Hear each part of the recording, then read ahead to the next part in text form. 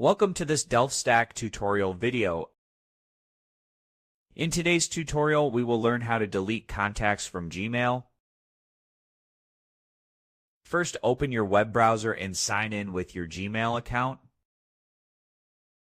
Next, search for Google Contacts and log in with your Gmail ID. In Google Contacts, locate the contact that you want to delete from the list. For the sake of this video, let's say I want to delete this contact. Click on the contact to open the details, and just beside the Edit section, you will see a Delete option. You will be asked to confirm the deletion. Click on Move to Trash. The contact will be scheduled for deletion and will stay in trash for 30 days. You can always recover it by going to Trash and clicking on Recover. If you want to delete multiple contacts at once, select them using the checkboxes.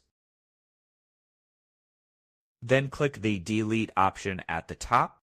And that's it. We just learned how to delete single or multiple contacts from Gmail using Google Contacts and how the deletion process works. Thanks for watching, and don't forget to check out the next DelftStack tutorial videos.